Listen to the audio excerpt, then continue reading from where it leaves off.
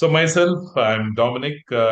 I'm delighted to be your host today for this important session. As someone, spent over 3 decades in the field of fire and investigate fire accident and about life safely. I strongly believe that promoting awareness and adherence to global safety standard is not just important, but it is today essential. With rapid rise in solar energy adoption, ensuring that installations are properly verified and compliant with international standard has become more critical steps in achieving long-term safety, performance, and reliability. That's exactly what we are focusing today. We are very fortunate to have Mr. Sham Ravindra, an experienced technical expert in electrical testing and measurement. He will walk us through the key aspects of IEC 62446 and IEC 60364, sharing his practical insights on how these standards guide the safe and effective commissioning of solar PV systems. I encourage all of you, all my friends who have joined. We have over 800 registration today, which shows the interest in solar PV installation.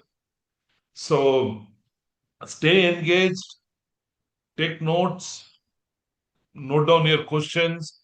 Feel free to drop your question in the Q&A box. Down when you see there are menu in that Q&A box. Put your Q&A.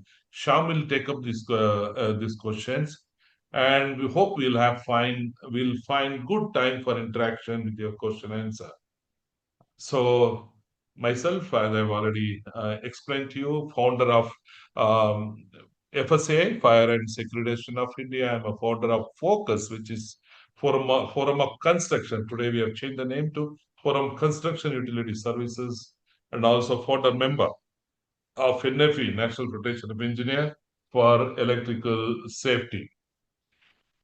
And I continue to associate with electrical professionals and to try and understand why we have been having this short circuit cause for the fire is electrical. So, and with me, my friend, handsome man, Sham Ravindran, who's been traveling again length and breadth along with us. And I'm so happy to introduce Sham, who holds master degree in electrical and electronic engineering from WT Poland. With over 15 years of leadership in solar India, Sham has played a pivotal role in shaping the company's growth across Indian subcontinent and emerging market. Under his direction, Sonal has grown from promising entrant into a trusted name in electrical testing and measurement, specializing in power quality and electrical safety solutions. He brings deep expertise in market expansion, strategic innovations, and building long term partnership. Sham is known for his hands-on leadership in driving Sonal's India's operation and increasing its footprints across the Indian subcontinent and Middle East and emerging economies. At the heart of his work is a passion for empowering teams, driving sustainable innovations, and delivering reliable, standard compliant solution for safer electrical ecosystem. That's Sham for you, ladies and gentlemen. I now welcome Sham to take over from here.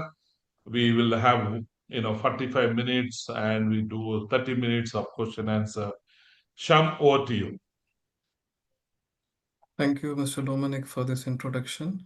Before I begin, I just wanted to quickly, though Mr. Dominic has introduced himself, but I just wanted to quickly, share the thoughts of our association. We started our relationship as, associating for the promotion of electrical safety. And as Mr. Dominic has mentioned, we have been running length and breadth across the country to promote the electrical standards across. And I really enjoyed the time that I worked with Mr. Dominic because He's passionate enough in, though, as he mentioned, from not from an electrical background, but the fire related to electrical safety has been, joined hands over the years. And frankly, I learned a lot during this years of associating with of associating with all these associations, and also with running through their leadership people like Mr. Dominic. So thank you, Mr. Dominic, for this journey altogether. And in terms of the meeting today, to be frank, we try to reach out to our customers that this is the plan what we have. We are going to make a presentation on IEC 60364 and 62446. And we contacted some of the solar plants, I think a month before when Mr. Dominic proposed this idea. Actually, there was didn't start well though. It was like, no, the monsoon season have started. Maybe it is not the good time to discuss about this particular topic. But we are actually amazed to see such a volume of registrations. About 700, 750 plus registrations are being done, and over 100 participants. So I humbly thank you for all your interest, and I believe I'll try to make some justice for the interest that is shown out. And also a big, congratulations to Mr. Dominic and his team to do this marketing in such a short period of time and bringing audiences not only from India but also from the overseas markets. And also a good shout out to our team. I'm just making a presentation here.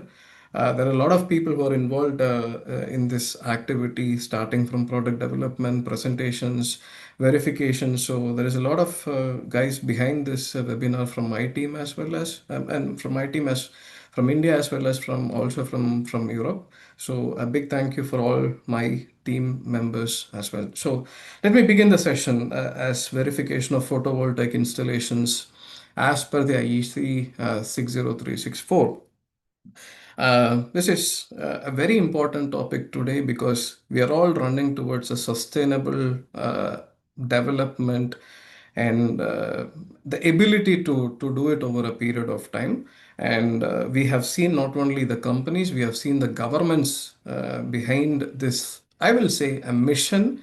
And the right philosophy behind this will be how the entire, we can even call this as an era where there is a change on sustainable development. So that's how this solar, electrical vehicles, all these renewable energies, the power related to anything related to it, we are all behind the sustainable development. So that is something which is very fascinating.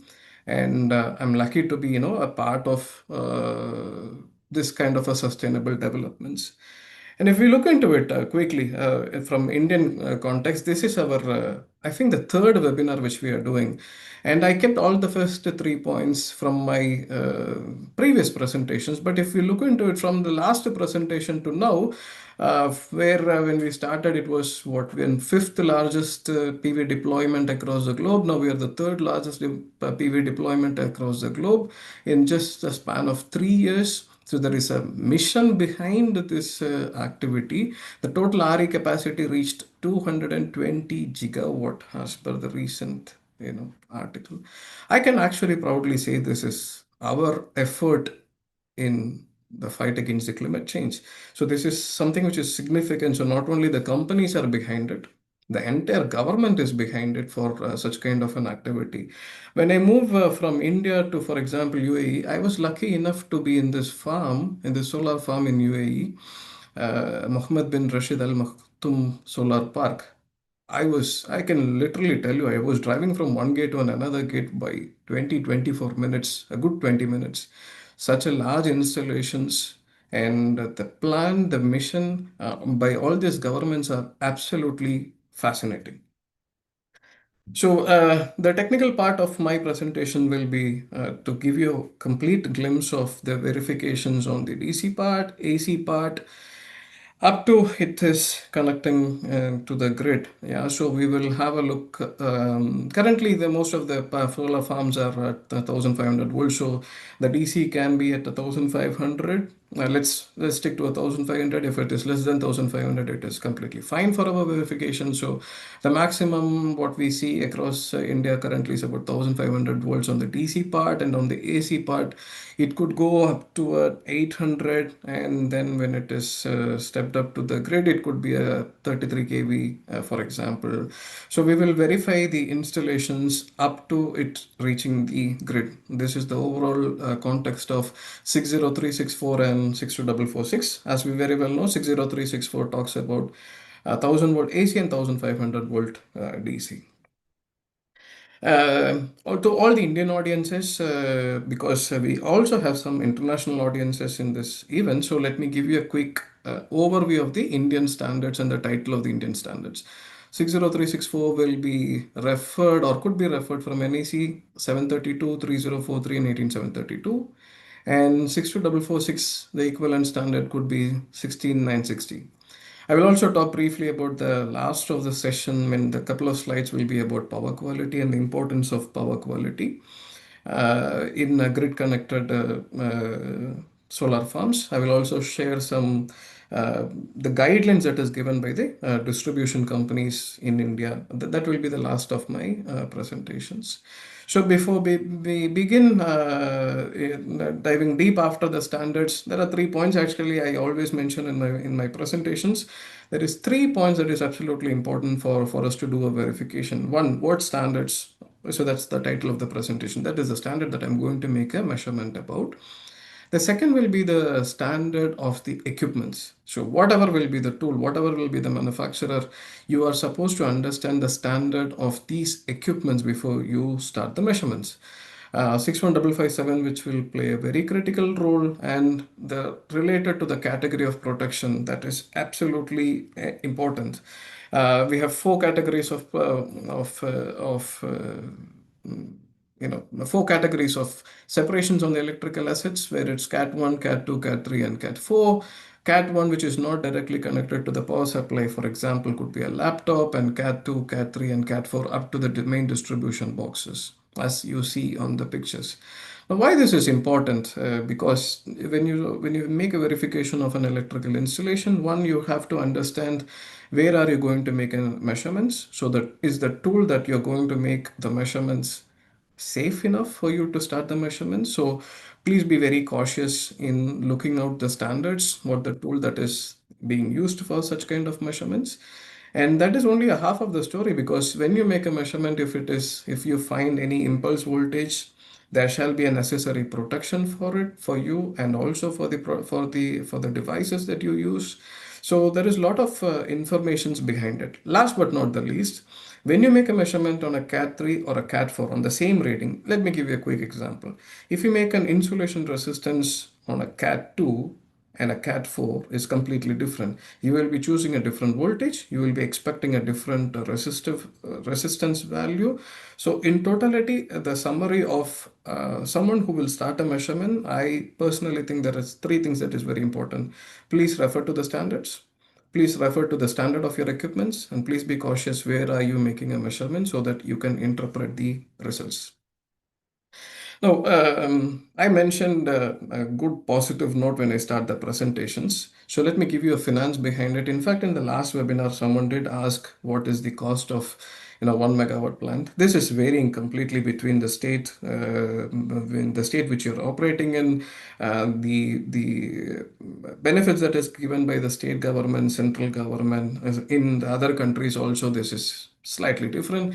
4.5 crores, approximately $500,000 is approximately required for you to start 1 megawatt plant. And you're expecting to have a generation of about 1.4 million units, let's say. And this rate is also completely could change between 4, 5, 6, depends on the state which you're operating in. And you could actually expect a revenue of about 56 lakhs, about 5.6 million Indian rupees. Yeah. And you are expecting to have a return of investment on 8 years, and you have a remaining 17 years, let's say 20, 25 years is the operation of the plant. That is the ideal expectation before we start a solar plant installations. The big question is, if you do not do the verification, are you sure this is going to be there for the next 20 to 25 years? Are you sure? Because when I tried to, before this presentations, of course, I tried to visit a couple of solar farms in discussing with the customers so that I can collect their pain points and share it in this common forum. I was literally amazed. I can say at least, I'm not talking about the really large solar farms.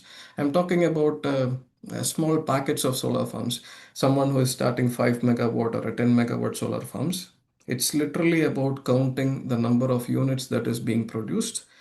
I was really shocked that the verification of these plans never happened, and I am confident with what I'm saying right now. It never happened for such small farms.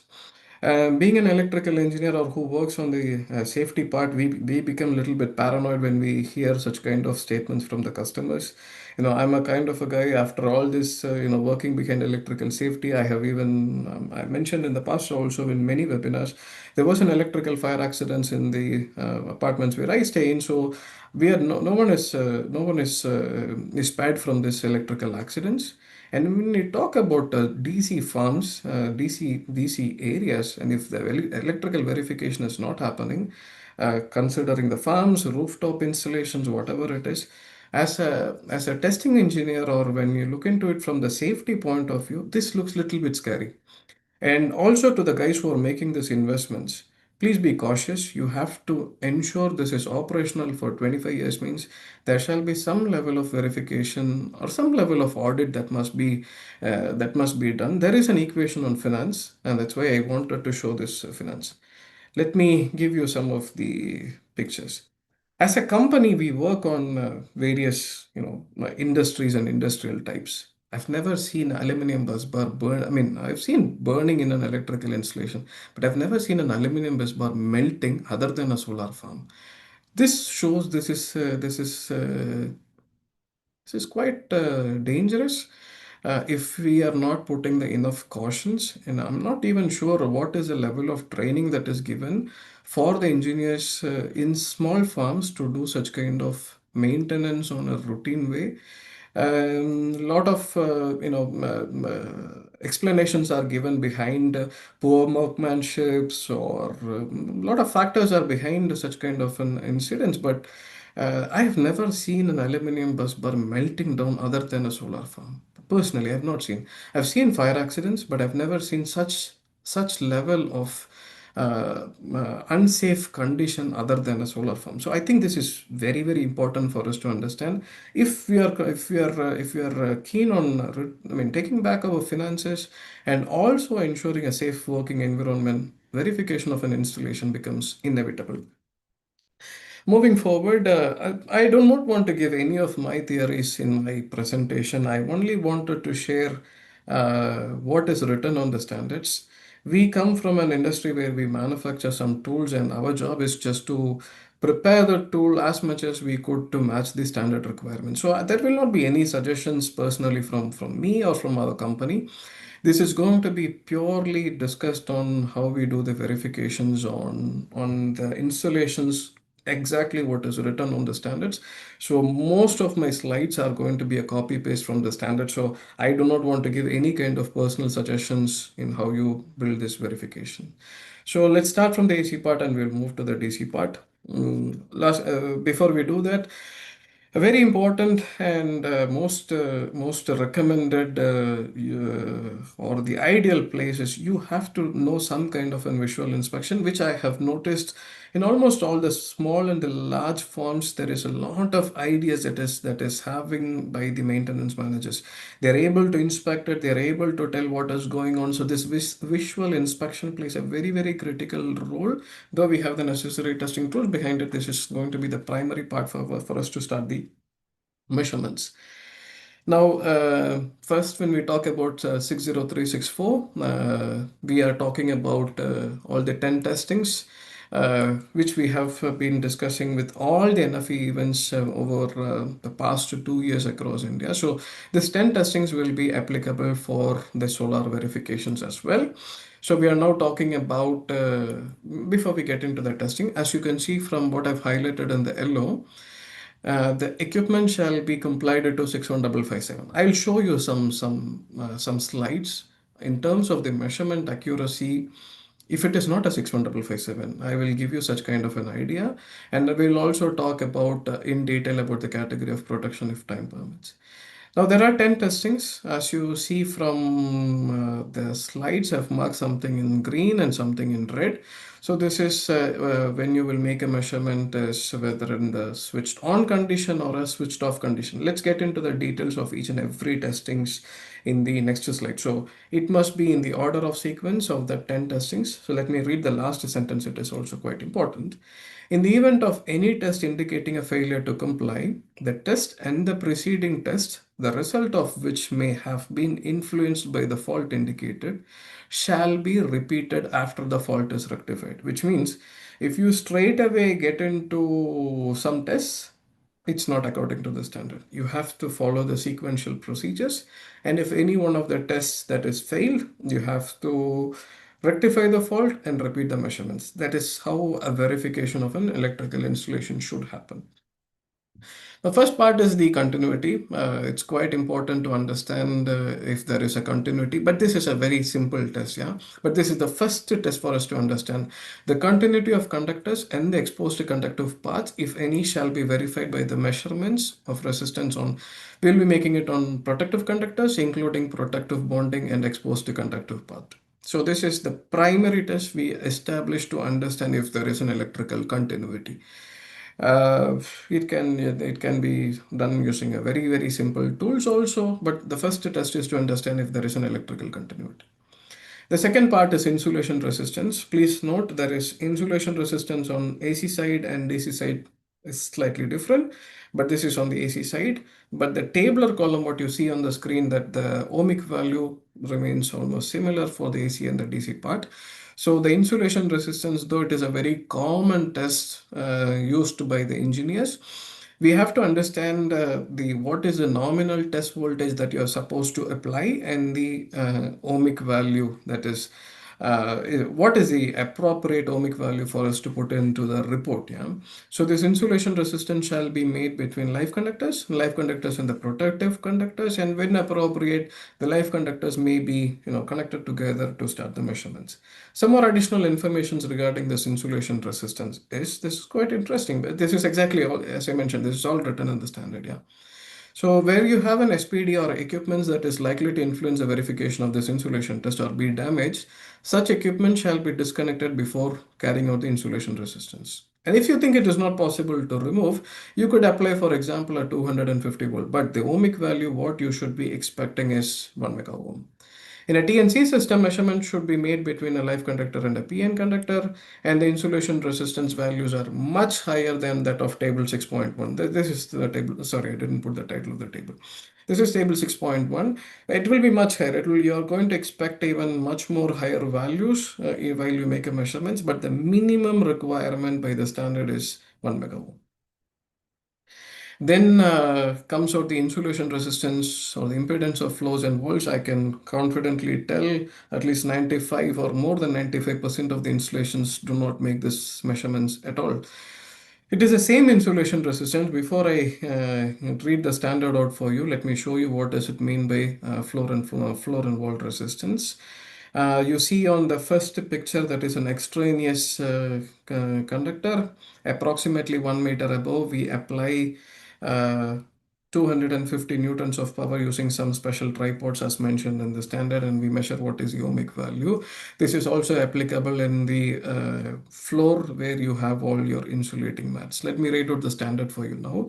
When it is necessary to comply with the requirements of 60364, clause C1, at least 3 measurements shall be made in the same location, one of these measurements being approximately 1 meter away from accessible extraneous conductive part. So What is accessible? It is accessible to me. I can reach out to that device or the conductive part, but it is extraneous, so it is not a current carrying conductor. So it is an accessible extraneous current carrying conductor, and two measurements shall be made and slightly above more than the distance, and I measure what is the insulation resistance. It is the same. You will be applying a known DC voltage, but you wanted to understand if there is any floor and wall, insulation damages or in your measurements. So this is very important in our panel rooms. Then next comes about the polarity. Polarity also, it's a quite simple test. Yeah, we understand what is the polarity. This is very important, shall be verified before the installation is energized.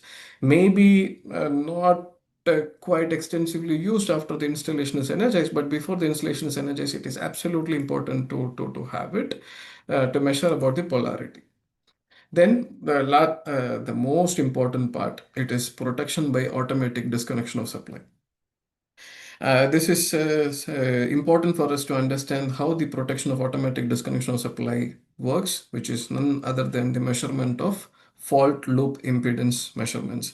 So the measurement of fault loop impedance is very important for us to understand how do I get the automatic disconnection of supply. In a short summary, as an electrical engineer, how do I want it always summarize as if I have my electrical installation, if there is an electrical short or there can be a failure, I expect my protective devices, whatever will be in your installation, shall trip. And there is also a very clear indication what is the voltage value you're operating, what is the type of protective device that you're having, and what is the maximum time duration that it must trip is also clearly mentioned in the standard. Then, if it is getting tripped, I do not come to the first point on why is there a fire accident. Because if it is tripping, we should not be expecting any electrical failures. I mean, electrical fire accidents, for example.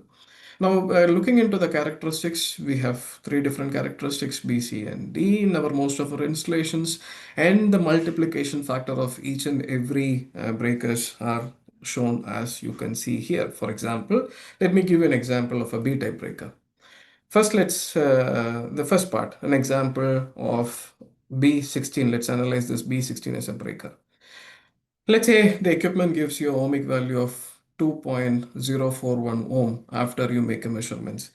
Most of the customers, whether wherever they make a measurements, they ask, is it okay or it is not okay? Sham, I have 1 ohm, is it okay? I have 2 ohm, is it okay? This is how usually the customers do ask us the question, is this okay or not okay? So let's narrow down the total requirements. Imagine this is a 230 volt. And as per the standard, the response time for this installation is 0.4 seconds. I'll show you the tabular column later on. So for a B16, the B having a multiplication factor 5, as shown in the graph before, you are expecting a triggering current characteristics of 80 amps. So if you have an 80 amps on a 230 volt, please look into the equation on the right hand side. 230 volt divided by 80 amps, you should be expecting an ohmic value of 2.875 ohm. But what you are getting as an ohmic value for example, a measurement. This is an example. If example, your equipment gives you 2.041 ohm, but actually what are you supposed to get? You're supposed to have the equation is 230 by 80, that is 2.875, but this is lesser than this, so this is completely okay. Why it is completely okay? If you will divide 230 divided by 2.41 ohm, this is 112.72, so this is perfectly okay for our installation. Yeah. Now the same characteristics what I showed you here, I have given in the formula representations as well. Now, if there are, this is important for us to understand in what type of system am I making a measurement? Is it a TNS system? If it is a TNS system, how does the coordination work? As we clearly see from this picture, this will be the path of a prospective fault current. So this is I will say, the most ideal system, the perfect system for any coordination to happen, which will be definitely a TNS system. But if you take for a TT system, which is quite common in most of the installations, is the return path is not through the metallic conductor because your neutral and PE are combined, and you have a return path, for example, is established as a return path through the ground. So here, whatever will be the ohmic value compared to a TNS system will be definitely higher in a TT system because we don't have a direct connections. So this is the most opted method considering the cost, but we can be sure that the follow-up impedance value is not going to be falling in most of the installations or calculation as per the prescribed limits. This is quite interesting for the Indian audiences, what is written in the National Electrical Code. So what is the basic purpose of earth fault protection? What is really the basic purpose? There are two instances. Firstly, the voltage is appearing between the exposed conductive part and an extraneous conductive part. And if these parts are simultaneously accessible, the voltages constitute a shock hazard. This is your indirect contact. Secondly, this is very, very important. The fault current that flows in phase and the protective conductors of the circuit feeding a faulty equipment may be of such a magnitude as to cause an excessive temperature rise in these conductors, thereby creating a fire hazard. Now, if you read into it very carefully, it shows the fault current, yeah, that is feeding the faulty equipment, that is creating an excessive temperature. But as I showed you in the fault of impedance measurement and calculation, if we are actually having a proper disconnection in that particular time, first of all, it should not continue to feed the faulty equipment, and there is no way that the temperature also should be rising. So that the tripping not happening on that particular time is the major reason of a fire hazard. And in totality, there is two summary, yeah? Overrated breakers and an underrated cables. This will be the two common culprits in our scenario. If you have, for example, a overrated breaker, this is never going to trip. If it is never going to trip, what is the purpose of having the breaker in the first place, which is definitely going to create a fire hazard? So measurement of fault loop impedance is going to be an inevitable factor for us to ensure there is no fire hazard in this in our installation. The choice of protected device and the disconnection is influenced by the type of system and the installation of which it is a part of. For example, there are different type of breakers, there are different type of systems. So the consultants, contractors, designers who will be making this kind of an installation or the design as per the location, because what is applicable for a solar farm is definitely not applicable, for example, if you construct a swimming pool or a residential apartment. So for every location, there is a requirement of a different protective devices. But we can actually, I'll show you in the next slides, we have to summarily cut it down to what is a type of a system and what is a type of a breaker. And based on that, we will be in a position to understand by making a follow-up impedance method, is it safe of our installation. So for this different type of breakers, you will be able to find this calculation in the IEC standards, as well as this is a screenshot I've taken from NEC National Electrical Code, but this is the same. Yeah. So for the thermal protection, for example, for a B16 breaker, for that thermal protection, the two-third of the value is only allowed. So for example, two-third of the voltage by current is 1.92. So for every rated breakers, what is the allowed impedance value is given in the calculation or in the tabular column.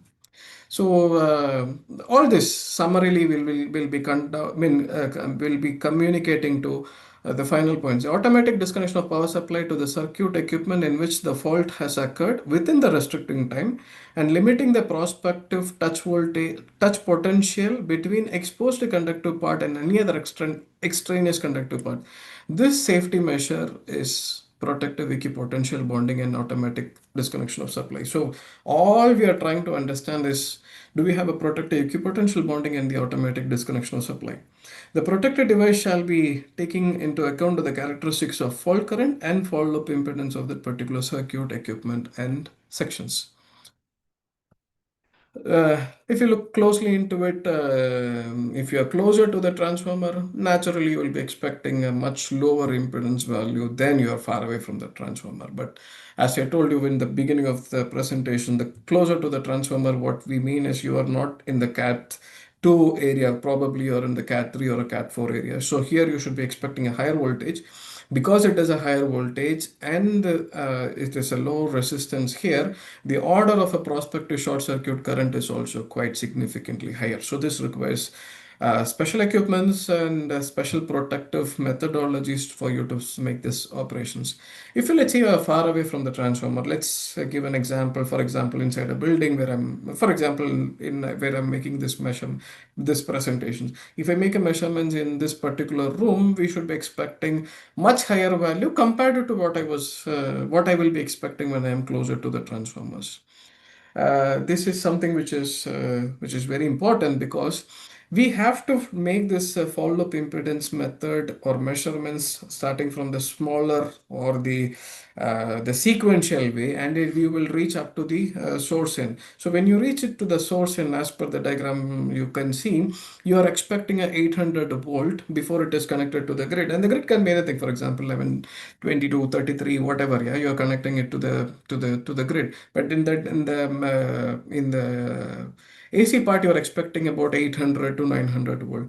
Making a follow-up measurement, follow-up impedance from a 230, 400, and then when you reach an 800 volts, you will be expecting a very significantly high fault current. So this is something which is very important, but you are establishing a complete sequence that starting from my socket area up to my source end. I'm clearly sure wherever there will be a fault, we have a proper installation that is safe enough and that will trip in any part of the circuit. We only draw a line, yeah, from the AC part. We only draw a line, and then we are putting some protected devices near the source end. But if you look into it, there are a lot of components in this line. What I mean by a lot of components is there could be a lot of loads or circuits or anything that is connected in between of this line, and you have to ensure that you are reaching up to the final end of this verification.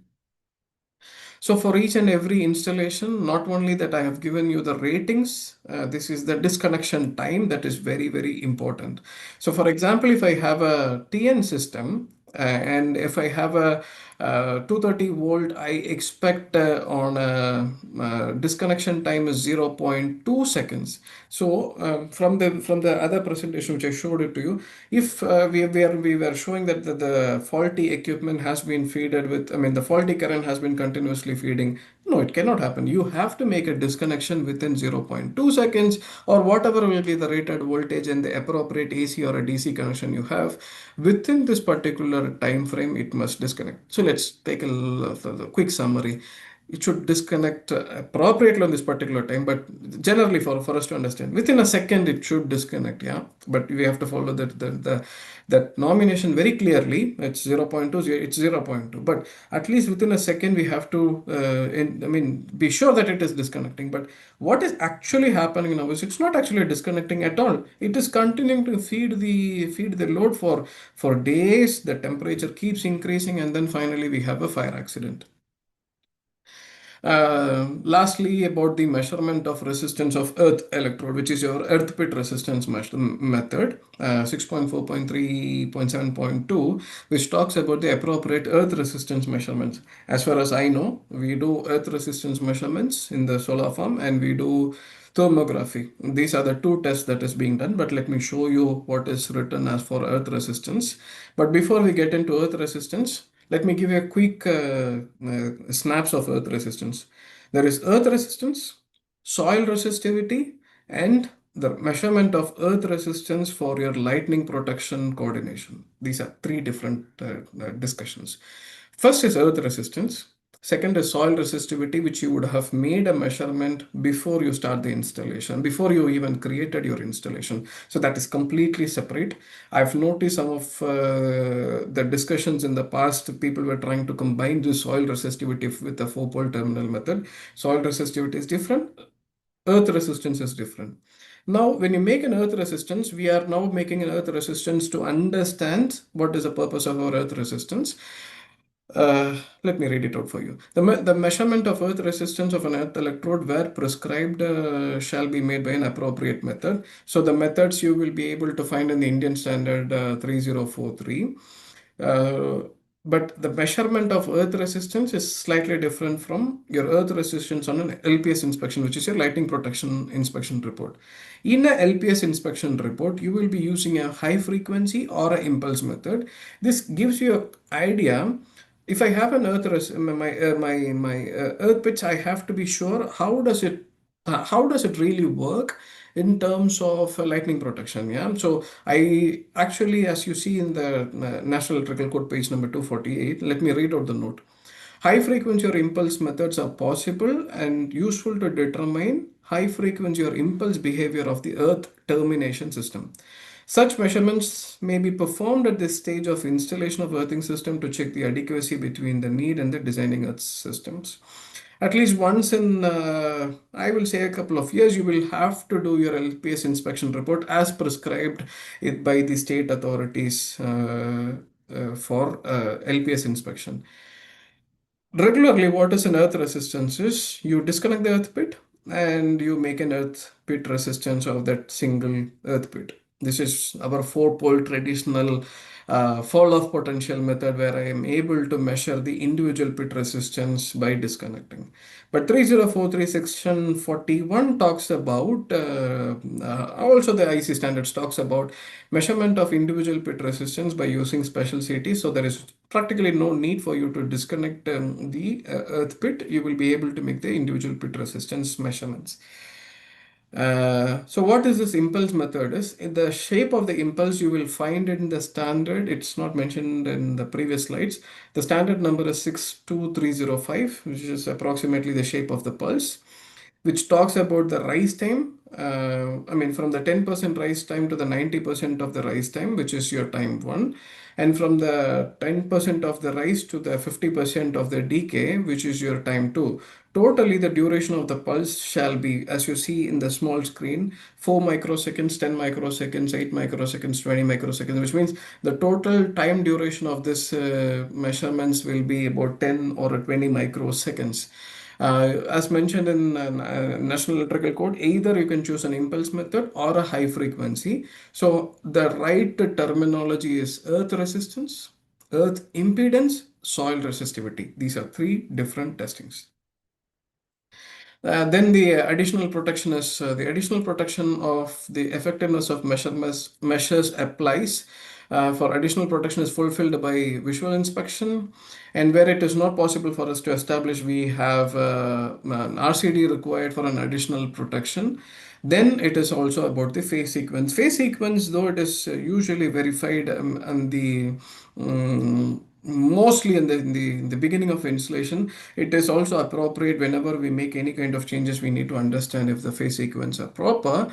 So for RCD, generally when we do RCD, we have to be sure about the choice of RCD very clearly, like what I mentioned for the type of the breakers, B, C, D type of breakers. There are also type of RCDs.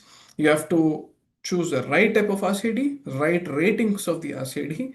If you do not, if the coordination is not proper, again, it is also not going to trip. We can make a measurement whether, for example, let's say I make a measurements on an AC type RCD, for example, but you're using it in a solar farm. There is no point at all because we have to be using the right type of RCDs in that particular installation, and the right rated of the RCDs is also very critical. Then we go and make a measurements. Okay, I have this type of RCD in this particular rating. Then the testing is appropriate. So I'm not commenting on the design, but if the design is wrong, the testings could sometimes help you in understanding, okay, this is wrong, but in some of the instances, it becomes important for the engineers to understand. It is also important to choose and also to verify.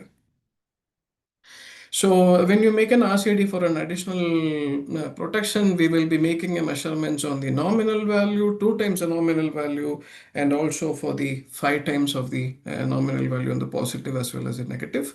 So we will make a measurement on the current value and what value the RCDs are going to trip and what value, I mean, what is the time duration on the RCD measurements. But as I told you, so I will be making a measurements on this, but If there's a right, I mean, if it's a wrong type of RCD that is being chosen, probably it might not be clear only with this verification. So please be cautious here on the type of RCDs. And in the beginning, I have mentioned about 61557. So I come from a manufacturing company who manufactures the testing equipments for the 61555s. I mean, complying to all these IEC standards. At least that's just what we try to do. We try to comply and make measurements for, I mean, make equipments for complying to these standards. So in our data sheets or in any manufacturer's data sheets, you will find accuracy of the equipment is 2% or 1%, and we are happy to say that I got an equipment for 1%. But let me give you some of our opinions about this from our point of view, from the equipment point of view. The measured value of an insulation resistance has a permissible measurement error of 30%. Short circuit impedance 30%, earth resistance 30%, RCD touch voltage is 20%, and tripping current is 10%. Now, let me show you what does it mean by that. This is, though I have not given it in an animation way, let me show the screens very quickly. Example, a meter with a resolution of 0.01, and the basic error is plus or minus 2% measured value plus 4 digits. What actually we do is we see this is the basic error plus or minus 2%. And we think, okay, this equipment is plus or minus 2% only. But after the 2%, there is plus 4 digits. So let me give you an example. If you are making a measurement on 1 ohm, 2% of that 1 ohm is 0.02. The error digits is going to be adding here, so it is 0.04 because the basic resolution of the equipment is 0.01. So your error digits are just going to be added. Now you have a total error of 0.06 ohm. So now the measurement error is 6%. If you make a measurement of 0.13, this is very critical. If you make a measurement of 0.13, 2% is beyond that 2 digits. So I'm giving 0.00. And the 4 digits remains the same because that is where that is as per the digits. Now the permissible measurement error is 30%. So we have to be very cautious when we are making a small resistance measurements, generally anything which is small value, because let's say I will give you an example of an insulation resistance. Insulation resistance, when you make a measurement, when you buy a tool, whether it is 1 ohm, though you have to comply 61557. I mean, please don't take my interpretation in a wrong way. I'm just giving you an idea. If you have a measurement of 5 ohm or sorry, 5 mega ohm or a 6 mega ohm, how does it matter? If you make a mega measurement and you get 100 giga ohm, how does it matter?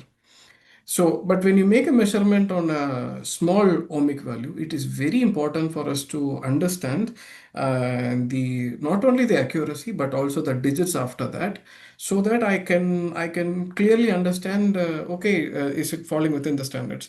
If we are not, I mean, willing to learn everything about the equipment and the nuances of the equipments, at least check if the equipment complies to 61557 in the type test reports. That will give everything that is related to the measurements. Now let me move into the DC part. Sorry, we are running out of time. Let me try to squeeze the presentation slightly quicker so that we can finish on time and take the appropriate questions. So for the DC part of measurements, the stable conditions, the optimal expectation is 400 watts per meter square.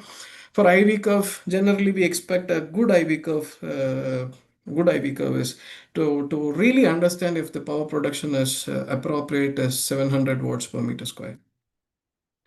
So according to 6466-1, the minimum versions of the documentation should contain the information about the system designer, installer, system descriptions. So let's say every documentation before I start the measurements shall be available. Then I get into the measurements. So what are the measurements that I'm going to make in, so in 60364, it is 10 tests. In 62446-1, there are 2 categories and an additional test. So category 1, which talks about continuity, polarity, combiner box, open circuit, short circuit, functional, and the insulation resistance. As I told you, there is a slight difference between the insulation resistance on the AC side measurements and the DC side measurements, but the theory remains the same. Then we get into the category 2, that is IV curve and thermography. If you do the IV curve, because I see mostly people the straight away do the IV curve measurement, which is okay. But let me read out also what is written in the standard. If you do IV curve, you don't have to do test number 4 and test number 5, but the sequence. What I mean by sequence is, first let's do the continuity, polarity, then you will be able to start the measurement on IV curve. That's how the sequence is. It is also mentioned in the standards. So let's get into each and every testings clearly. I've also shown the exact representations that is in the standard, as I mentioned at the beginning of the presentation. Nothing will be as a comment from my side. Since this is a verification as per the standard, my job is only to interpret exactly what is written in the standard. So this is continuity of protective earthing and equipotential bonding, where protective device very similar. Yeah, well, like in the AC part, we are also doing the measurements on the DC side. We are measuring if there is a continuity of the measurements. Then we get into the polarity. So for the polarity, uh, we are ensuring, though this polarity test is could be identified or could be interpreted in the sequential test. Polarity test is very important when you first energize the system, so that you are truly able to understand positive is truly positive and negative is truly negative. So once when polarity is confirmed, cable shall be checked to ensure that they are correctly identified, correctly connected, and system devices such as the switching devices of the inverters. So then is open circuit voltage. But again, as I mentioned, if you once when you finish this test, and if you're straight away going into the IV curve measurements, the open circuit voltage and the short circuit current methods will anyway be written over there. So it is your choice. It is also mentioned in the standards that it is up to the decision of the customers. Yeah. So now regarding the open circuit voltage, to check the modules are correctly wired, specifically that the expected number of modules are connected in series within the string. Missing an interconnection or mistakenly interconnecting a wrong number of modules within a string is relatively a common error. Basically, what we are trying to do is, I'm going to check a module with lot of strings that is connected. So if I have an open circuit voltage, and if I have 10 number of strings that is connected, I will be expecting the maximum number of the voltage by this open circuit voltage measurements, and the relative error on my theoretical representation or the measurement is, for example, within 5% is my tolerance limit. When I get into the IV curve, this is much more clearer. You will be able to see what is the maximum voltage and what is the maximum current. Let me also get into the ISC calculation. So what is an open circuit voltage is, we are able to identify what is the maximum voltage that is mentioned between the two terminals, that is positive and negative. The same applies for a short circuit current. If we are going to identify, when we get into the IV curve, it is very clear. So the short circuit test will give you the maximum current, because what I'm trying to do is I'm trying to short, and I'm having the in terms of an open circuit voltage, I have an open circuit voltage and a maximum resistance. In terms of short circuit current, I have the least amount of resistance and the highest amount of current. So the combination of this open circuit voltage and the short circuit current gives the maximum power, which will be theoretically or practically evaluated in our theoretic and practically evaluated in our IV curve measurements.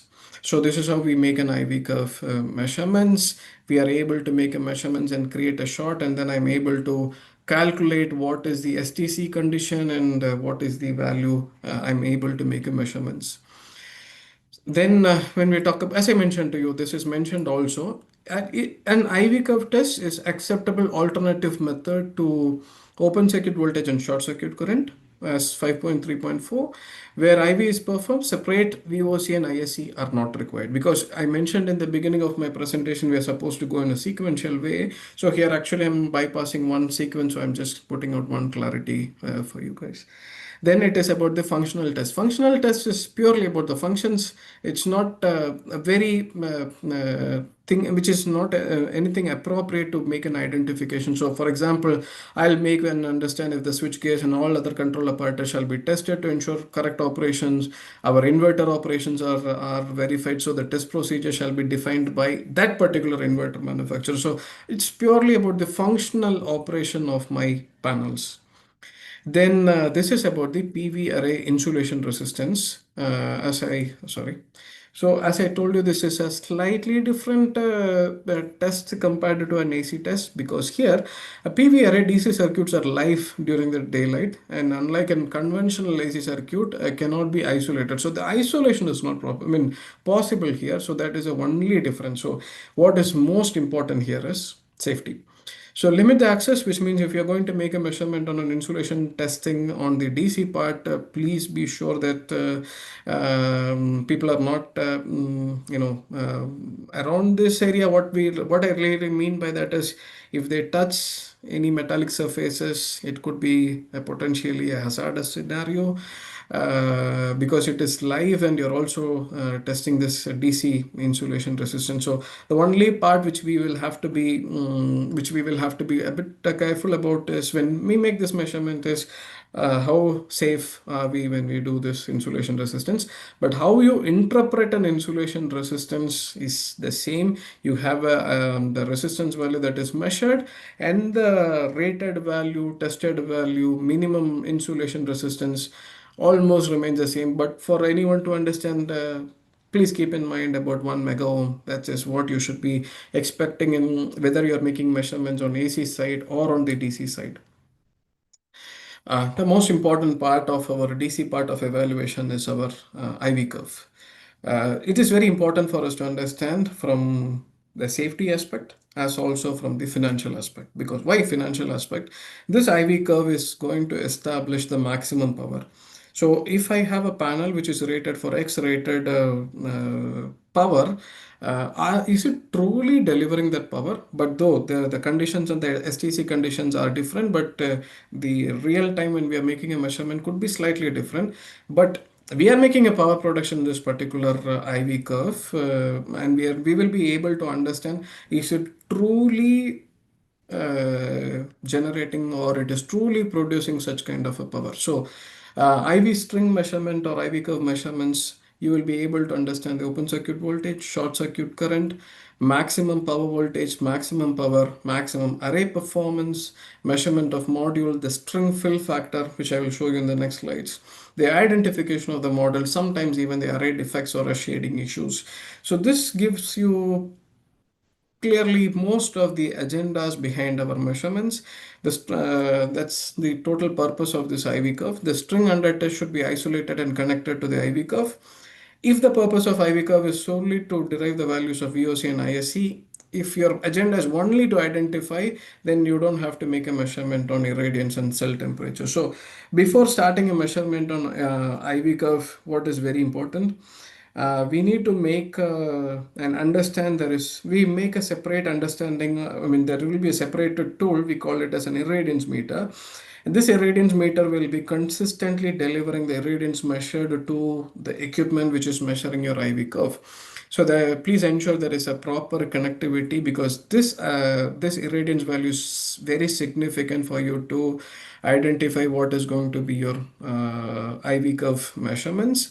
Please be sure about the connections. Please be sure about the angle of inclination, rightly fitted. What the right word is, please be sure if it is rightly fitted. Small mistakes in that could sometimes be interpreted in the wrong data. So regarding the array performance, the suitable irradiance conditions and IV curve tests provides a means to measure the performance of a PV array in a meeting related to the nameplate performance. So we have a nameplate detail. I'll show you in the next slides.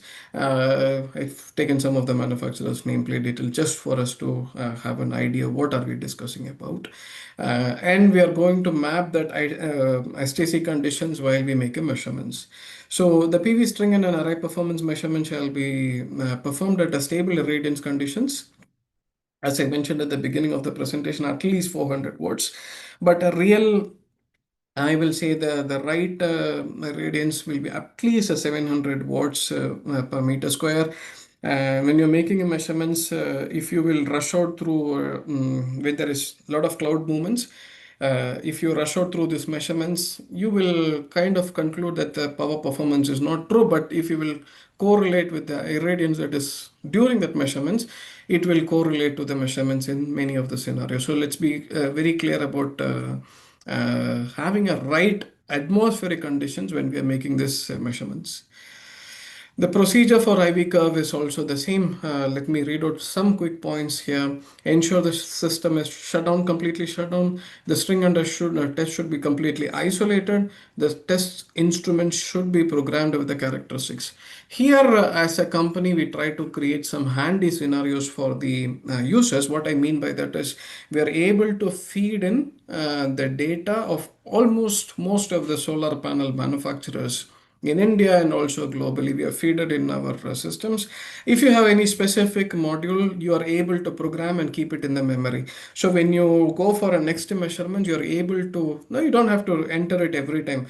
Fetch out the data of that particular module from the memory of the equipments, and you're able to start the measurements pretty quickly. And you can actually compare what is the STC conditions and the result that is produced very swiftly. So this is all together about how we start the procedure on the IV curve measurements. Now, what is this IV curve? Let's put into the graphical format. Yeah.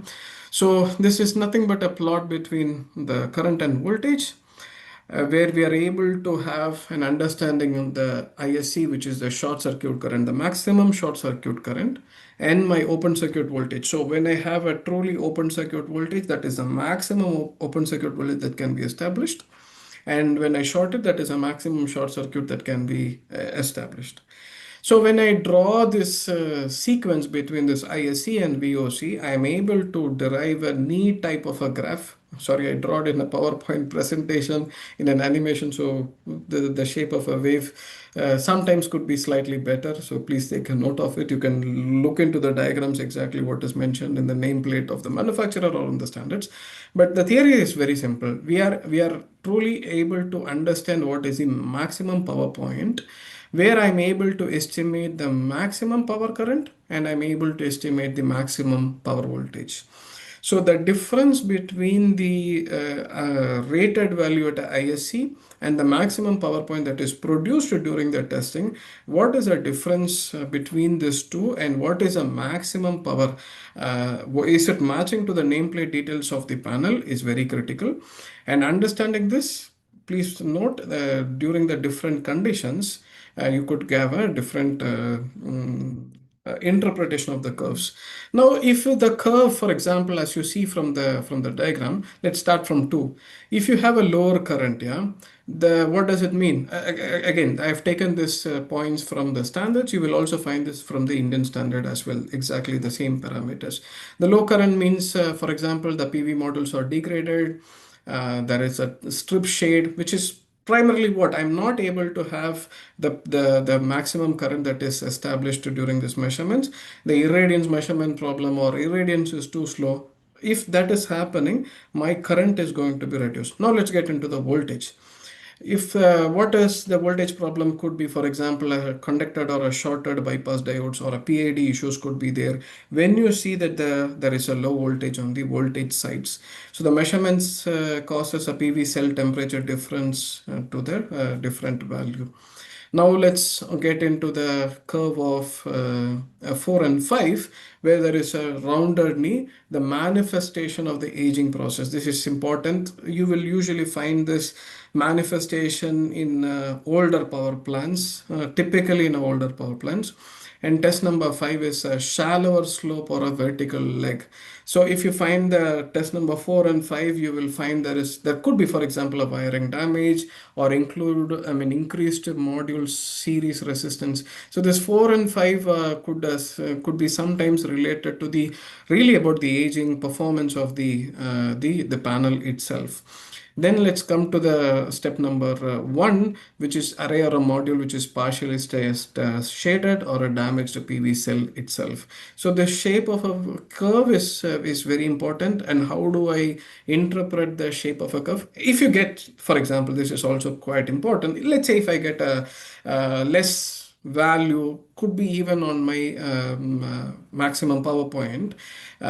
Please check the conditions again. Try to do the reconditions. Maybe try to do a repeatability of when you have a clear conditions again before you interpret and conclude there is a problem, because during such kind of measurements, some of the atmospheric conditions plays a very critical role. So, as we know, the increased irradiance, as this being a semiconductor, when I increase the irradiance, the current production is significantly increasing, but it is also very important to note it is increasing equally, which means the manufacturers usually say this is a good semiconductor, it is increasing gradually.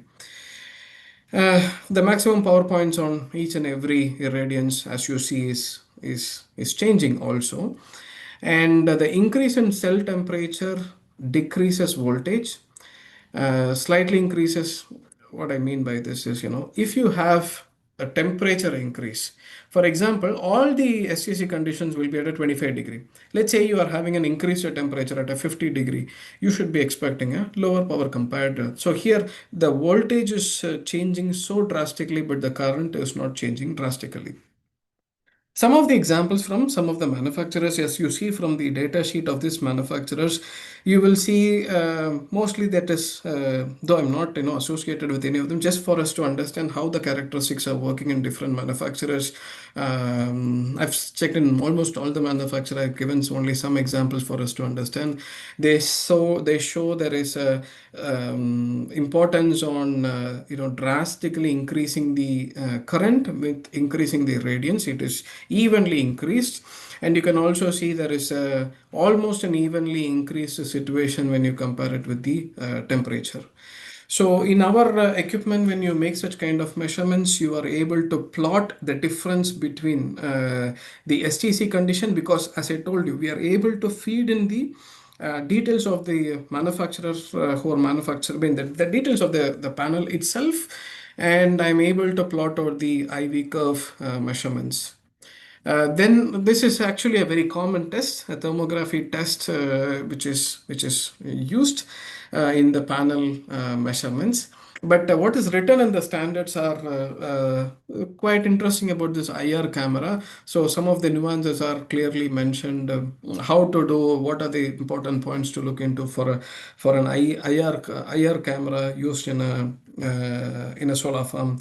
There are the choice of a camera, how far you're going to make a measurements, you're going to deploy a drone, you're going to hand carry. This is the choice of the customer regarding the size of or the volume of the installation that you handle out. But if you look into it, this specification is your choice, but IR image is an IR image. So let's get into the topic of IR image. The purpose is to detect an unusual temperature variation in operating a PV module in the field. Such temperature variations may indicate a problem within the module or an array, such as reverse biases, bypass diode failure, solder bond failure, poor connections, and other conditions. So now if you look into it more, the irradiance in the plane of an array should be greater than 400 watts per meter square.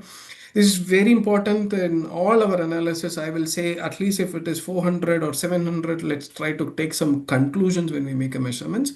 The sky condition should be stable. Ideally, irradiance should be relatively constant, more than 600 watt in the plane of an array, to ensure that there will be a sufficient current to cause discernible temperature differences. So only when the irradiance is higher, my current is increasing, and I'm able to plot some sufficient changes on the temperature.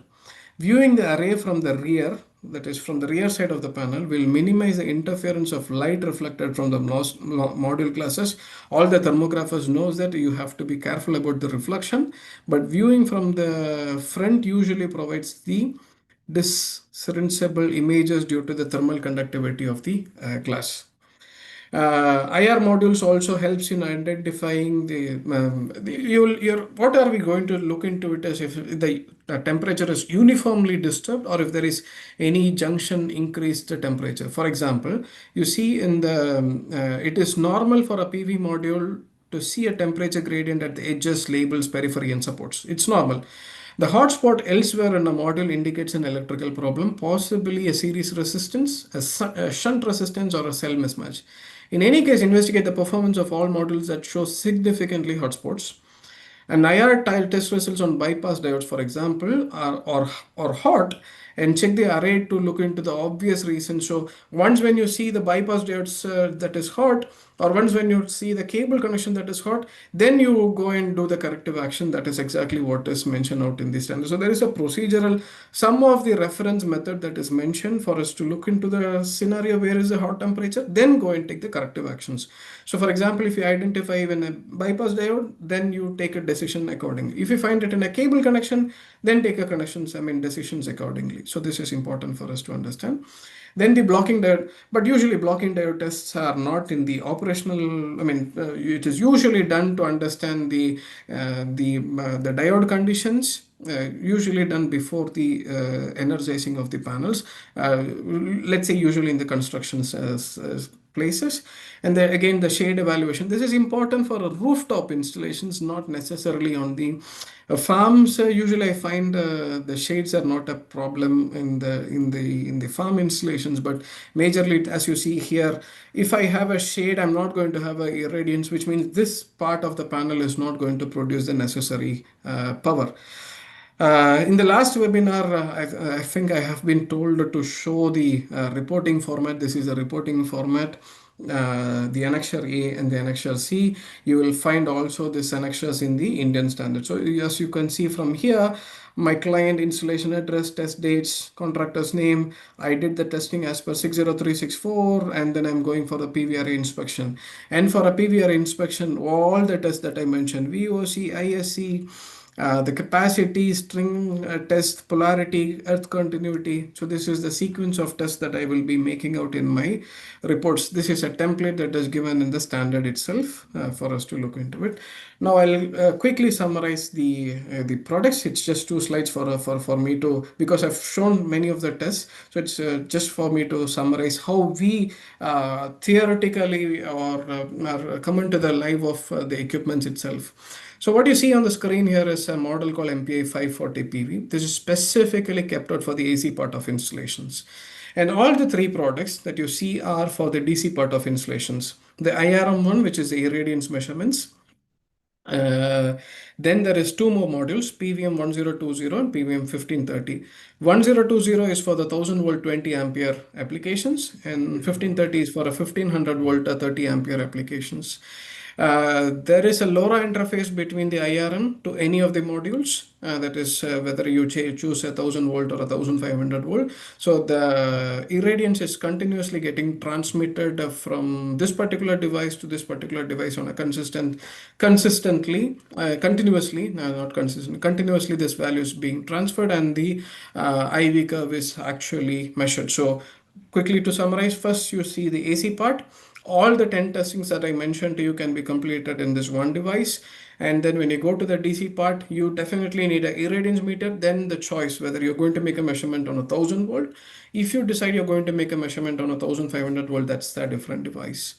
Long summary of this device. It does everything that I mentioned as per the standard, all the testing that I mentioned as per the standards, 10 testing that I mentioned, you will be able to complete it in one single device itself. That's the whole philosophy of our measurements. For me as an electrical engineer, whether I take a measurement, same equipment into a solar farm or a EV charging or a residential building, for me it's a node, and 60364 applies for anything of a 1000 volt AC. So all the methods are applicable in wherever we make a measurements. A quick snapshot on what is possible. Yeah. So I can do IR, I can do soil resistivity, earth resistance, follow-up impedance, RCD measurements, phase rotation. So almost everything that I will be, what I mentioned to you until now about the 60364 can be completed in this one device. Okay. And when we talk about the DC part, we have two devices, which is for 1,000 volt. The name, the model number was decided as PVM 1530. That is 15 is for 1,500 and a 30 is for the maximum panel current that is possible for it to do. And this is probably one of the smallest 1,000 volt meter in the market to my knowledge, which does 1,000 volt and a 20 ampere measurements. Please look into the irradiance meter, proper connections. This is, but we supply with all the necessary tools for you to make this proper connections, the orientation of the angle, calculating the cell temperature correctly. So this is all considered. This is the first testing which I mentioned to you for the AC part, which is the only test equipment which you require that is reaching up to the source end.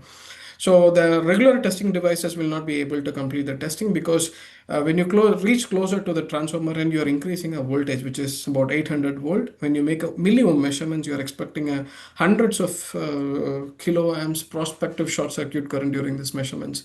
So there is a special testing. I'm actually proud to tell that we are one of the company globally to have such kind of devices for making a follow-up impedance up to a 900 volt measurements.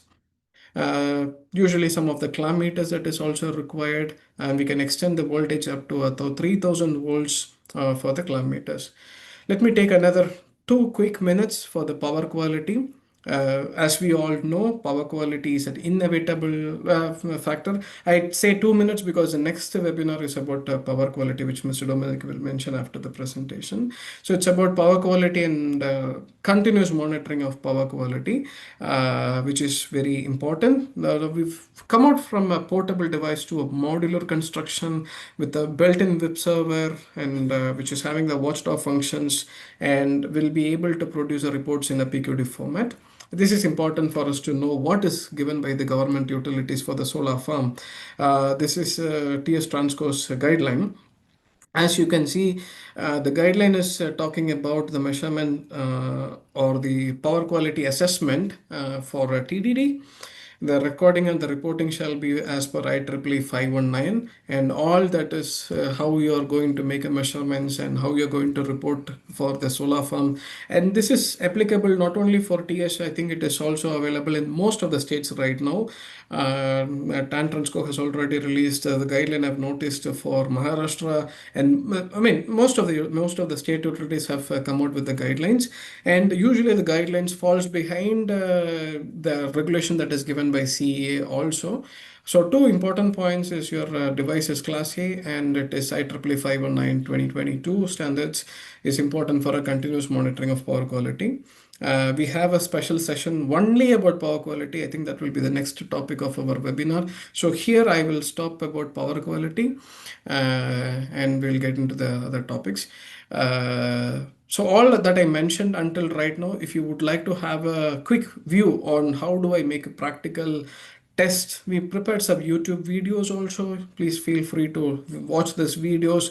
We are showing how to make a connection, what is the resistance, what are the precautions you need to take. So it is a, let's say, a live demonstration that is available in the YouTube. So please, if you're interested, kindly have a look into it.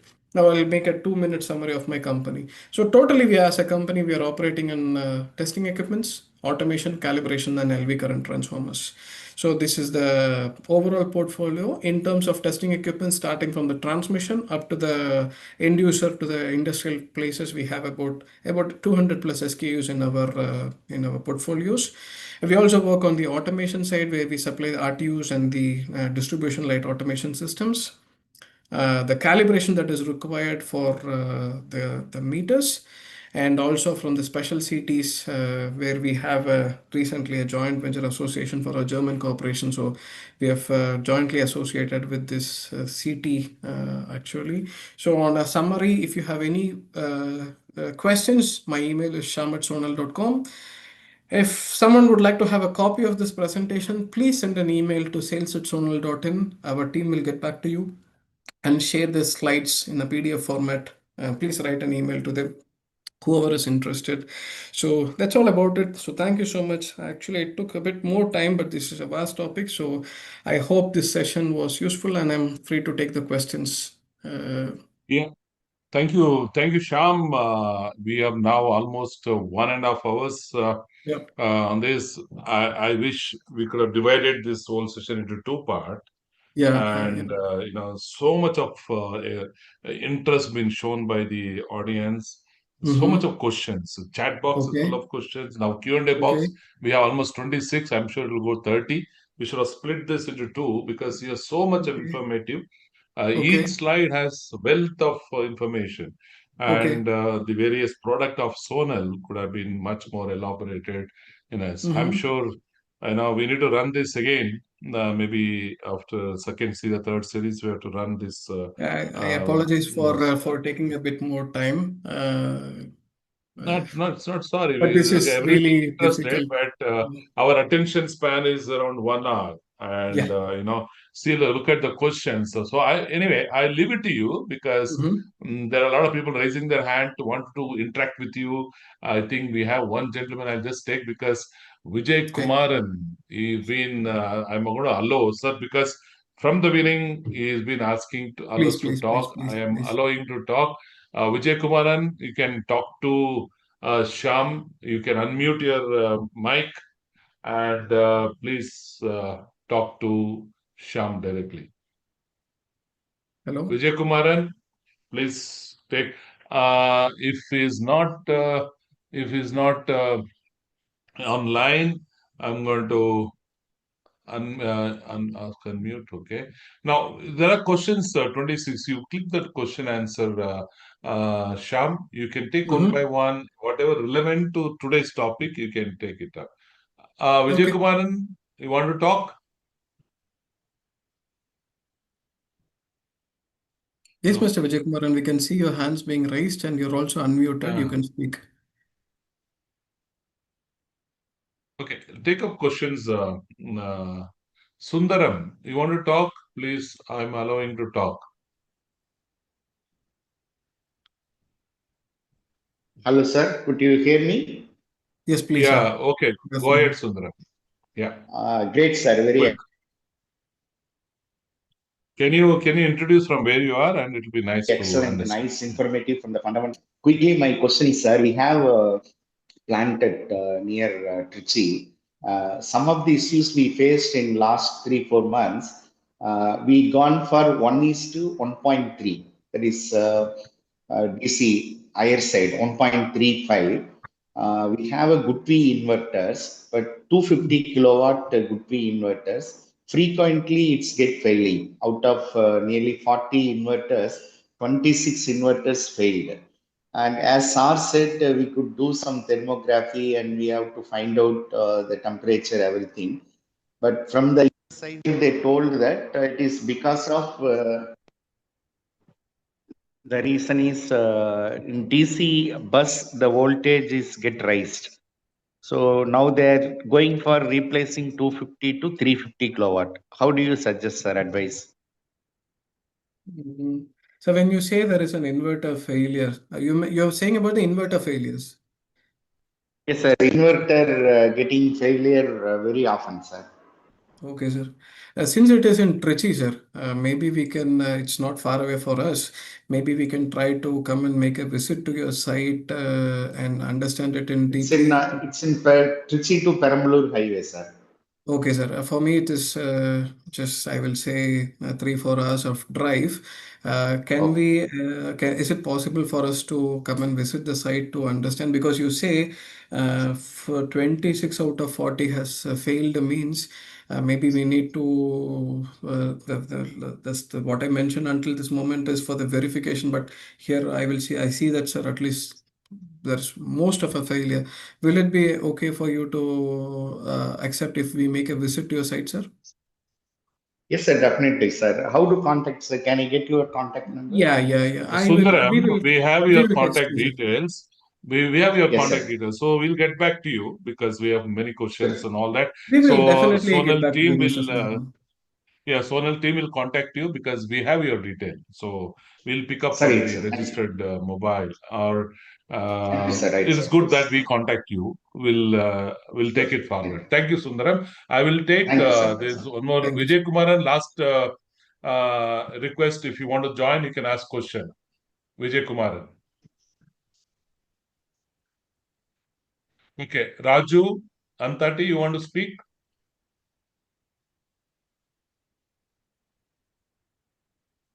Raju? Hello. Mr. Raju? Yeah, go ahead, Can Mr. I Raju. audible? Audible, Yeah. audible, sir, please. Yes. Actually, we have installed the solar system on the residential apartment. Mm-hmm. But now, can you get the solar power inverter? We are taking the this one EB supply for reference voltage. Okay. Can you get take the reference voltage from the DG set so that we can efficiently use the solar system in case Can of you failure of in case can of you please ask the failure question again, sir? Can you please repeat the in question case of again? failure of EB supply, Okay. we can't get the inverter output. Yeah. But depends what type of system you're using, na? Net meter connected to grid. Correct. But there are different type of system, na, sir. Some of the hybrid systems are allowing you to do even if there is no electrical, I mean, even if their EB is off. Actually, I have connected to grid. In Mhm. case by providing the reverse power protection, can I use Mhm. for the in case of failure of EB supply? Can I use Mhm. this one for DG taking the DG reference and using the? Can I use the solar power for other From purpose? my point of view, from my understanding, it is a no. You should not do that. This is my personal opinion. Let me also refer to the circuits in the standards, and I will write this answer back to you by Monday, sir. No, From we my will point of view, contact I you will directly. say, yeah, I will say it is. We will talk to you directly offline after this webinar. We will talk to you because we have so many questions to answer. Your question is understood. Sonal team will get back to you and find a solution for Because this. I need to check the manufacturer details, what is the rating, and if there is any prescriptions, then I will give you my answer, sir. If you could allow us to contact you back, we will contact you. Yes, Mr. Dominic, next question, please. Yeah, Raghavan Thomas, you want to talk? Let the question be very crisp. Raghavan Thomas, Rajesh Gumadi, you want to talk? Please go ahead. Can I take the questions from the Q&A box, Dominic, Yeah, sir? please. Yeah, please go ahead. Is this audible? Hello. Yeah, audible, sir, please. Yeah, Rajesh Yes, Gumadi. you have told about several tests from DC side and AC side. Yes. These are required for all types of solar plants or for industrial plants ranging from 10 megawatt to 50 megawatt or something No, else. sir, it is for all solar plants, sir. If you have Also, all solar plants, sir, there is it's not a differentiation between the ratings, but as we okay. know, the standard is not applicable for if you will say, for example, a residential premises. Yeah, even in my house, I would require a fault protection, but is the standard mandating any? Hello? Sorry. Oh, okay, sir. Okay. So, is the standard mandating or it is a push from the regulatory authority? Possibly no. So, for your question, all solar farms, sir, all solar installations. Are this all required for only for running installation time or for running also? For running also, sir. Running plant. Definitely, at the time of installation, it is very important to check all the parameters from the AC side and the DC side. And for a routine maintenance, I will recommend at least once a year. Maybe worst case scenario, 2 years. Every panel. All that. Is there any specific test or all the tests needs to be All the done for tests, the sir. routine? All the Okay. tests. Okay. Right. Why I say this slightly exception to the second year is, for example, sir, if you will take some high dusty environments where there is a lot of, for example, in the Middle East conditions, the panel is completely covered in the dust. So the amount of power production is comparatively low. So the main agenda for the customer is always to clean the panel. In some instances in India, for example, we see the ambient temperature, or it is a very highly polluted environment. So there are a lot of environmental factors behind this decision from the customer. You can also refer to the guideline or the recommendation from the local state utility. For example, I showed a screenshot of TS Transco. This TS Transco guideline is for the entire solar installation. I showed only the screenshot of power quality. So there will be a guideline from the local utility as well. How often they wanted to make the measurements. But for power quality, they are insisting actually every year. Okay, Sham, let's go to Raghav if you are there, or Abbas. I don't Yeah. know who's, yeah, So, please go this ahead. is Raghavan Thomas. Please, sir. This is regarding this. We have a residential project, 30 kilowatt capacity. Okay, sir. We are planning to do the project actually. Okay, sir. I want to your suggestion. And other people are also facing inverter problems. The domestic Yes, sir. inverters, manufacturing inverters is not up to the standard, substandard. But I feel to better which manufacturing best of our inverter to install.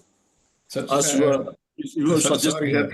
I will not be in a position to comment the manufacturer name in the public presentations. But regarding your questions related to 30-watt capacity, first point, if we understand this from the verification and all this scenario, sir, if there is a fire accident in a solar farm, we have only a commercial loss. And if we have a fire accident in a residential premises, it is much more dangerous because we have people living around. So it is very important for us to have this installation safe and soundly completed. Regarding the inverter issues, 100% I agree with you. The moment you finish this AC part and the DC part of verification, the only part which you are left out to do is your inverters. And now inverters, there are, as you rightly pointed out, there are different classes of inverter manufacturers, and there is lot of power quality issues. There are n number of papers presented about power quality and power quality related concerns in a solar farm. One of the main reasons always being the inverters and how it reaches and affects up to the transformer. So I can't make a recommendation of the inverter, sir, but I will be more than happy to suggest or help you out with the complete installations and the measurements when you do go for such kind of installations. Between which city are you planning to do this installation, sir? No, he is from Tamil Nadu, he said. Okay. I removed the permission to talk. We'll directly get in touch with them directly. Yeah. So Abbas, Okay. you want to talk, or shall we go with question answer which is lined up? Abbas? Okay, take up the question, Sham, because Okay, let already me now take we up are some of the questions because I yeah, apologize please. again that I have Yeah, taken a bit more time, so I need to finish off these yeah, questions. I have given my email address in please. the presentation, so please reach out my email. So some important questions. TT systems and TN systems, what is the difference for best as per the technical specs? Again, we will not say what is the, we will not wanted to say what is the best from our company point of view. Sorry, is my screen still shared to you? Can you see my screen? Dominic, sir?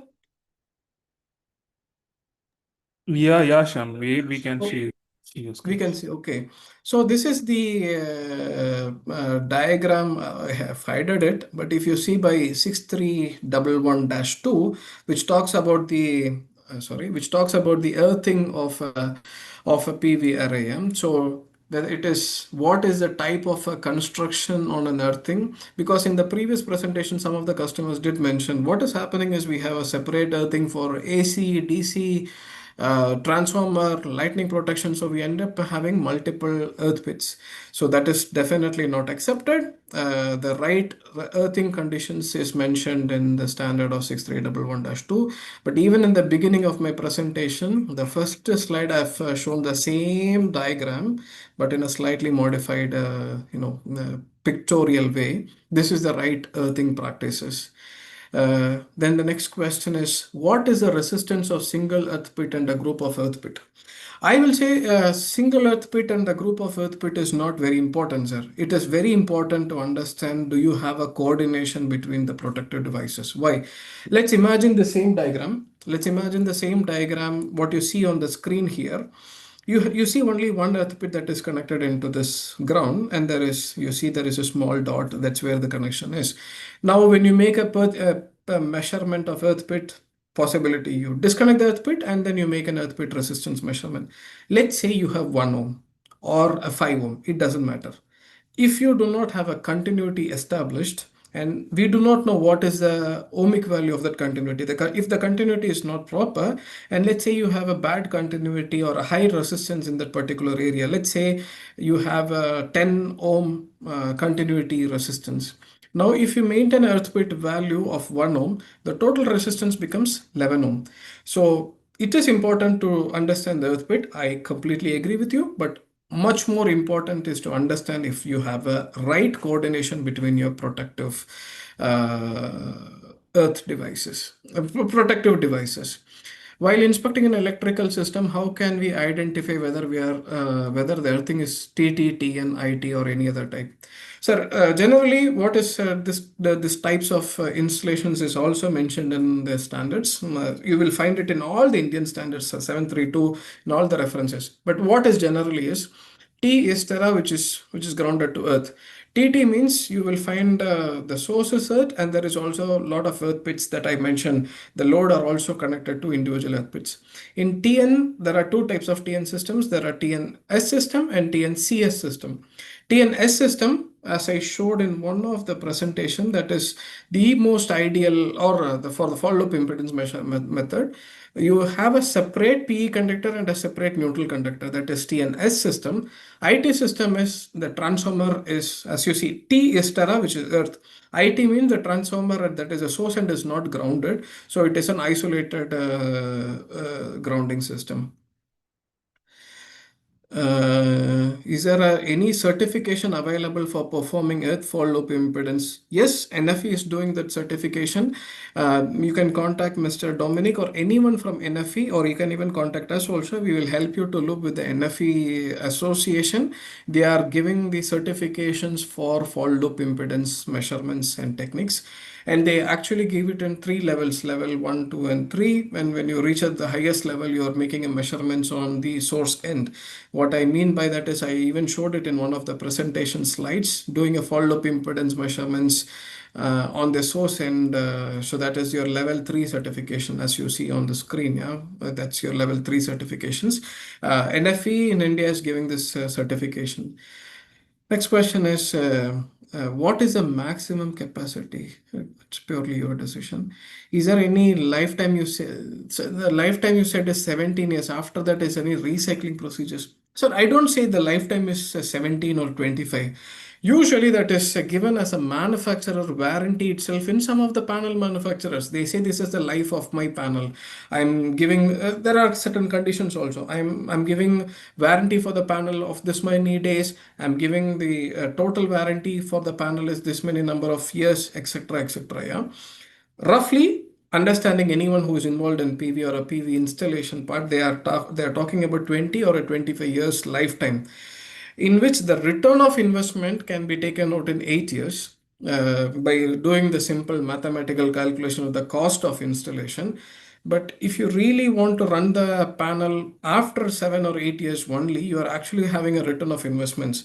When this is a DC system and the maintenance is not proper, it is, I don't know if it is really possible to have a system to run for 20-25 years if the maintenance is not appropriate. That is exactly what I wanted to say. Compared to other instruments, Sonal have any special features? Definitely, yeah, I can answer this question in this particular way. We focus on the safety. we focus on the entire safe operations of the engineer while making these measurements. This is very, very critical, and this is in our DNA of our measurements. Second most important, when you make a measurements, this is also something which we are working very closely on. Your engineers might not understand every breaker rating. It is okay, it is not okay. So what we always try to feed in is we try to feed in the database of all these breakers into our equipments itself, so that your engineers is only comparing with the database of the breakers and whether the fault loop impedance is safe or not safe. This is not usually available in the companies. Generally, I have not seen the company who are able to analyze in the equipment itself from the database of the equipments, and the engineer is seeing a screen pass or fail within the equipment itself. Most of the panel manufacturer ensuring performance warranty for 25 years. This is very long period. How can we expect manufacturer existence? It's purely about the manufacturers. There is one question about illuminance test. Illuminance test is about the light intensity of measurements. Can you share once again DC insulation test? Yes, it is the same insulation resistance measurements. The theory is the same. I'm making a measurement on a DC insulation, but please understand, when you're making a measurement on a DC panel, you are not able to disconnect it. Yeah, like an AC system, because a panel will produce the power if you're doing it on the sunlight. So here you have to be very safe while making the connections of your equipment to that MC4 connections and start doing the insulation resistance. And I'm already 47 minutes more than my appropriate time. So I have to stop the questions. Sorry, Mr. Dominic, I think I exceeded the time frame so much, and I'm not in a position to contact the questions here. I will share the screen once again about my email, and for my email, this is the questions. We will try to answer these questions maybe by email to all of you. But if you need a copy of this presentation, please send an email to sales@sonal.in. We will contact you back. So, Mr. Dominic, maybe we can wind up the session. Is it okay? I really try Yeah, to. Sam. Hi. Yeah, Sam. We can wind up right now. Yeah. Yeah. Thank you so much for your time. It was a very interesting topic. I think we have a very good audience as well. Yeah. We look forward to your next webinar, which is happening on August 23rd. For the audience, I have shared the link on the chat. So see you all again on August 23rd. Thank you, Sham. Thank you. Thank you. Take care. Thank you so Thank you. much for this association. Thank you.